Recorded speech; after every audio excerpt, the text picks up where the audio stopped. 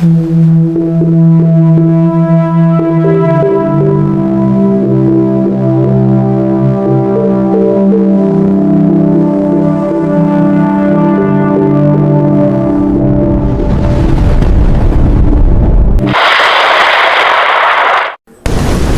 araw po sa inyong lahat. Narito na po ang pinaka-latest nating update sa magiging lagay ng panahon ngayong araw ng linggo,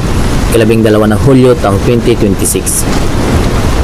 Base nga po sa ating pinaka-latest satellite image ang bagyo nating minomonitor sa loob ng ating Philippine Area of Responsibility na may local name na bagyong Inday, ay tuluyan na nga po itong lumabas na nga po ng ating Philippine Area of Responsibility na kung saan huling namataan po yan sa layong 785 km hilagang kanluran ng Itbayat, Batanes, kung saan taglay pa nga rin po nito ang lakas na hangin na umabot sa 140 km per hour near the center, samantalang may pagbuso naman po ito na umabot sa 170 km per hour habang kumikilos nga po ito pakanluran hilagang kanluran sa bilis na 40 km per hour, kung saan bagya nga pong mabilis ang kanyang pagkilos hilagang kanluran, kung saan tuluyan na nga po itong lalayo na ng ating Philippine Area of Responsibility. Samantala, habang papalayo nga po ito ng ating Philippine Area of Responsibility, pinapalakas pa nga rin po nito ang hanging habagat na nagmumula naman dito sa may kanlurang bahagi ng ating bansa, na kung saan nga po magdudulot nga po ito ng mga katamtaman hanggang sa mga malakas na mga pag-ulan na posible nga po magdulot ng mga pagbaha at pagguho ng lupa. Dahil dyan, meron pa rin po tayo ng kataas na weather advisory or babala sa mga malakas na mga pag-ulan na maaari po nating maranasan ngayong araw. Sa lugar po yan ng Zambales, Bataan, Occidental Mindoro, kung saan nga po nakataas ang orange rainfall warning na maaaring magdulot ng mga pagbaha at pagguho ng lupa, at inasan nga po natin na posible pong makaranas ng 100 to 200 mm na mga pag-ulan. Inasan nga po natin ng mga pagbaha na dulot nga po nitong hanging habagat na patuloy na nagdadala ng mga bugsong-bugsong hangin at katamtaman hanggang sa mga malakas na mga pag-ulan. Kaya naman lubos po natin pinag-iingat ang ating mga kababayan, lalong-lalo na doon sa mga bababang lugar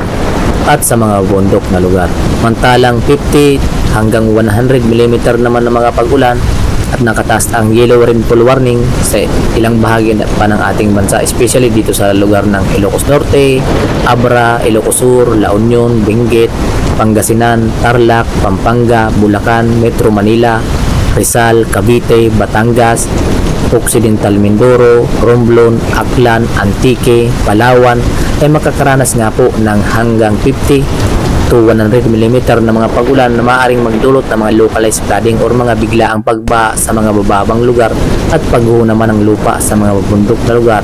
Kaya naman lubos po natin pinag-iingat ang ating mga kababayan, lalong-lalo na sa mga nakatira sa mga bababang lugar at sa mga bundok na lugar. Dahil nga po sa inasahan nga po natin ng mga malakas na mga pag-ulan na dulot nga po itong hanging habagat na patuloy pa rin na umiiral dito sa may kanlurang bahagi ng ating bansa. At doon nga po sa hindi na banggit na lugar ay hindi ibig sabihin po ay hindi na po tayo makakaranas ng maulap na papawirin na sinasama ng mga kalat-kalat ng mga pag-ulan. Kaya naman mas mainam na maging alerto lang po tayo at ugaliin maging updated po tayo sa mga panibago naming ulat panahon naming lalabas ukol nga po dito sa sama ng panahon na patuloy pa rin na umiral at ating minumonitor nga po na hanging habagat at ng bagyo sa mahilagang Luzon. Samantala, bukod nga po dito sa bagyong Inday na ating minumonitor sa may hilagang Luzon, ang low pressure area nating minumonitor sa may silangang bahagi ng ating bansa ay kasalukuyan na nga po itong naging ganap na bagyo sa mga nakalipas na mga oras, kung saan taglay na nga po nito ang lakas na hangin na umabot sa 45 km per hour near the center, samantalang may pagbuso naman po ito na umabot sa 55 km per hour habang kumikilos nga po ito ng mabagal sa bilis lamang na 5 km per hour, na kung saan nga po huling namatan po yan sa layong 2,251 km, silangan po yan ng Bislig, Surigao del Sur. At habang papalapit nga po ito ng ating Philippine Area of Responsibility, inaasahan nga po natin na mag-i-intensify pa ito at posible pa nga po itong umabot sa tropical storm category. At kung sakaling ito ay pumasok ng ating Philippine Area of Responsibility at ganap pa rin na bagyo, ay bibigyan po natin ito sa local name na bagyong Josie. Ang pang-10 po yan na bagyo na posibleng mabuo sa taong 2026. At pangatlong bagyo naman sa buwan ng July kung sakaling ito ay pumasok ng ating Philippine Area of Responsibility at maging ganap na bagyo. Kaya naman maging alerto at updated lamang po tayo sa mga panibago naming ulat paano naming lalabas ukol nga po dito sa sama ng panahon na nabubuo sa loob at labas ng ating Philippine Area of Responsibility, na kung saan nga po patuloy pa nga rin po ang pag-iral ng hanging habagat at siyang nagdudulot pa nga rin po sa kasalukuyan ng mga pag-ulan, especially dito sa may kanlurang bahagi ng ating bansa. Nalubos po natin pinag-iingat ang ating mga kababayan, lalong-lalo na doon sa apektado nga po nitong hanging habagat. Nabase nga po sa ating climatological track sa buwan ng July, makikita nga po natin na ang bagyong nabubuo sa labas ng ating Philippine Area of Responsibility, kumikilos nga po ito pahilagang kanluran, na kung saan posible nga itong pumasok ng ating Philippine Area of Responsibility at mayroon po tayong senaryo na lalapit nga lang po dito sa may hilagang Luzon at kikilos pahilagang Silangan. So magkukurve po ang kanyang direksyon. Samantalang mayroon po tayong mga senaryo na posible nga pong kumilos pahilagang kanluran at dumaan dito sa may area ng Babuyan and Batanes, kung saan landfallin nga po ang ating inasahan na senaryo. Samantalang mayroon din po tayong senaryo na posibleng dumaan dito sa may area ng Aurora patungong Quirino, Nueva Vizcaya, La Union bago tuluyan makatawid ng ating bansa. At mayroon din tayong senaryo na posibleng nga pong dumaan dito sa may area ng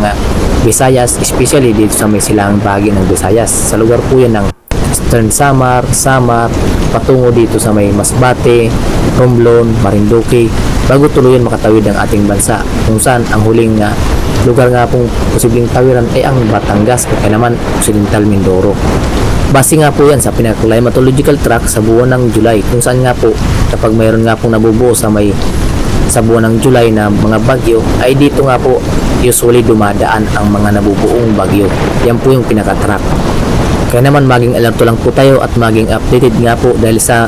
mayroon pa rin po tayong minomonitor na bagyo sa may silangang bahagi ng ating bansa, na kung saan inasan nga po natin na posible itong pumasok ng ating Philippine Area of Responsibility. Nakasunod nga po ito dito sa bagyong Inday, na posible nga po natin ibigyan sa local name na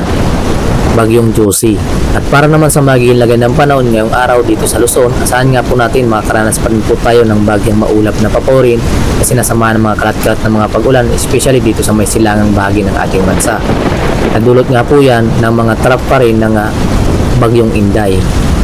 at ng southwest monsoon or hanging habagat, na magdudulot yan ng mga tamtaman ang isa mga malakas na mga pag-ulan na maaari pa rin magdulot ng mga localized flooding.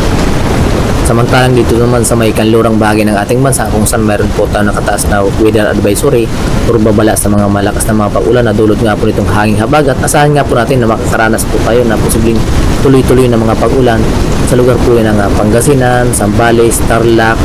Pampanga, Bataan, Cavite, Metro Manila, Batangas, Oriental Mindoro, Occidental Mindoro, including Palawan. Nadulot nga po yan ng hanging habagat na patuloy pa rin na hinhila nitong bagyong Inday habang papalayo ng ating Philippine Area of Responsibility. Kaya naman lubos po natin pinaganda ang ating mga kababayan sa mga biglaang boost ng mga pag-ulan, especially pagsapit po yan ng hapon at gabi. At para naman sa magiging agwat ng temperatura dito sa may Legazpi, 25 hanggang 31 degrees Celsius, Tuigaraw 26 hanggang 35 degrees Celsius, Lawag 27 hanggang 32 degrees Celsius, Baguio 17 hanggang 19 degrees Celsius, Metro Manila 25 hanggang 29 degrees Celsius, Tagaytay 23 hanggang 27 degrees Celsius ang ating inasahan agwat ang temperatura. At para naman sa magiging lagay ng panahon ngayong araw dito sa Palawan, inasan nga po natin makakaranas pa rin po tayo ng mga katamtaman hanggang sa mga malakas na mga pag-ulan na dulot nga po nitong hanging habagat na patuloy pa rin na umiral dito sa may kanlurang bahagi ng ating bansa, na pinapalakas nga po nitong bagyong Inday na papalayo naman ang ating Philippine Area of Responsibility. Kaya naman asahan pa rin po natin ang mga kalat-kalat na mga pag-ulan na kung saan painasan agwat ang temperatura dito sa may Puerto Princesa na umaabot sa 26 hanggang 31 degrees Celsius, Kalayaan Islands 26 hanggang 30 degrees Celsius ang ating inasahan agwat ng temperatura. At para naman sa magiging lagay ng panahon ngayong araw dito sa may Visayas, inasan nga po natin makakaranas pa rin ng mga maulap na papawirin na sinasamahan po yan ng mga kalat-kalat na mga pag-ulan na epekto pa nga rin po ng hanging habagat, especially dito sa may kanlurang bahagi ng Visayas. Sa lugar po yan ng Antique, Iloilo, Aklan, Capiz, Guimaras, Negros Occidental, Negros Oriental. Nadulot nga po yan ng hanging habagat na patuloy pa rin na inhila o pinapalakas nitong bagyong Inday. Samantalang dito sa may silangang bahagi ng Visayas, inasan nga po natin na nakaranas pa rin ng maliwalas na panahon, ngunit sinasamahan po yan ng maulap na paporin at mga kalat-kalat na mga pagulan. Sa lugar naman po yan ng Northern Samar, Eastern Samar, Samar, Biliran, Leyte, Bohol, Cebu, including Siquijor, ay makakaranas po yan ng maaliwalas na panahon sa umaga at sinasamahan po yan ng mga kalat-kalat na mga pagulan at maulap na paporin. Madulot nga rin po yan ng hanging habagat na patuloy pa rin na umiral dito sa may kanlurang bahagi ng ating bansa at Timog Mindanao.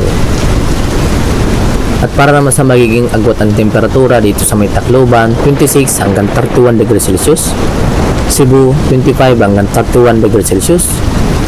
Iloilo 25 hanggang 29 degrees Celsius ang ating inasahan na agwat ng temperatura. Samantala, para naman sa magiging lagay ng panahon dito sa may Mindanao, ngayong araw nga po, inasahan nga po natin makakaranas pa rin ng maulap na paporin na sinasamahan ng mga katamtaman hanggang sa mga malakas na mga pagulan, especially dito sa may kanlurang bahagi ng Mindanao. Sa lugar po yan ng Tawi-Tawi, Sulu, Basilan, Zamboanga del Norte, Misamis Occidental, Zamboanga del Sur, Lanao del Norte, Lanao del Sur, Maguindanao, Sultan Kudarat, South Cotabato, Sarangani, ay inasan nga po natin makakaranas pa rin po ng maulap na paporin na sinasamahan po yan ng mga katamtaman hanggang sa mga malakas na mga pag-ulan. Naepekto pa rin nga po yan ng hanging habagat na nagmumula dito sa may Timog Mindanao na hinihila nga po nitong bagyong Inday. Samantalang sa mga labing bahagi ng Mindanao, especially dito sa may silangang bahagi ng Mindanao, sa lugar ng Agusan del Norte, Dinagat Island, Surigao del Norte, Surigao del Sur, Agusan del Sur, Compostela Valley, Davao Oriental, Davao, Davao del Sur, Davao Occidental, inasan nga po natin makakaranas nga po ng maulap na paporin na sinasamahan po yan ng mga katamtaman ng sa mga malakas na mga paulan, kung saan sa umaga nga po makakaranas pa rin po ng maliwalas na panahon. At pagsapit ng hapon at gabi, mas tumataas na nga po ang tsansa ng mga pag-ulan dahil nga po yan sa epekto nitong hanging habagat na nanggagaling dito sa may Timog Mindanao na patuloy pa rin na hihila nga po ng bagyong Inday habang papalayo ng ating Philippine Area of Responsibility, kung saan nagdadala ito ng maulap na paporin at mga localized thunderstorm. At para naman sa magiging agwat ng temperatura dito sa may Cagayan de Oro, 25 hanggang 32 degrees Celsius, Davao 25 hanggang 31 degrees Celsius, samantalang dito naman sa may Zamboanga Peninsula, 26 hanggang 32 degrees Celsius ang ating nasan na agwat ng temperatura. At dahil nga po sa mga pag-ulan nating inasahan ngayong araw, lubos pa rin po natin pinag-iingat ang ating mga kababayan. Kung sakaling kayo ay lalabas ng inyong tahanan, ugaliin pa rin po magdala lamang ng mga panangga sa biglaang buhos ng mapagulan tulad ng payong o kaya namang kapote. Kung kayo ay lulusong sa ba, ugaliin pa rin po magdala ng bota kung makaiwas po tayo sa sakit na tulad ng leptospirosis. Samantala, para naman sa magiging lagay ng panahon dito sa ating karagatan, sa kasalukuyan nga po, mayroon pa rin po tayo nakataas na gale warning. Sa lugar po yan ng Batanes, Babuyan Islands, na may inasa na taas ng pag-alon na umabot sa 3.1 hanggang 5 meters na taas na mga pag-alon. Madulot nga po yan ng bagyong Inday. Kaya naman mapanganib pa rin po ang pumalaot sa nasabing seaboard. Kaya labos pa natin pinagbabawal na pumalaot sa nasabing seaboard dahil sa mga banta pa rin ng mga mataas na mga alon ng ating karagatan at mga baybayin. Samantalang dito naman sa may kanlurang bahagi ng Luzon at silangang bahagi ng Luzon, ay inasahan nga po natin magiging slight to moderate ang mga pag-alon. Kaya naman maging alerto pa rin po tayo dahil sa slight to moderate pa rin ang mga pag-alon at mayroon pa rin dropsy condition dahil naman po yan sa epekto nitong hanging habagat na patuloy pa rin na umiral dito sa may kanlurang bahagi ng ating bansa. Kaya naman maging alerto lang po tayo sa mga banta pa rin na mga biglaang taas ng mga pag-alon. Dulot nga po nitong epekto ng hanging habagat at ng Typhoon Inday. At yun nga po ang pinakalitis nating update sa magiging lagay ng panahon ngayong araw ng Linggo, ika-12 ng Hulyo, taong 2026. Maraming salamat sa inyong lahat at kung bago pa lamang kayo sa aming YouTube channel, huwag kalimutan mag-subscribe para ma-notify po kayo sa mga panibago naming ulat pa na aming lalabas. Ukol nga po dito sa bagyong Inday at ng panibago pang bagyo sa may silangang bagay ng ating bansa na kung saan kung ito ay pumasok ng ating Philippine Area of Responsibility ay bibigyan na nga po natin ito sa local na bagyong Josie. Kaya naman maging alerto lang po tayo dahil sa posible pa nga po itong maglandfall or dumaan dito sa may bahagi ng ating bansa. Dahil nga po sa pinaka-climatological track, meron po tayong mga inaasahan na landfalling ang mga track or mga nabubuong bagyo sa may silangang bahagi ng ating bansa ay tumatawid nga po dito sa may silangang bahagi ng Visayas patungo dito sa may kanlurang bahagi ng ating bansa or bago tuloy makatawid ng ating bansa. Kaya naman maging alerto lang po tayo at maging updated lamang po tayo. At para maging updated po kayo, pag-like and subscribe na rin po para ma-notify po kayo sa mga panibago namin ulit na namin lalabas. Thank you and God bless us all.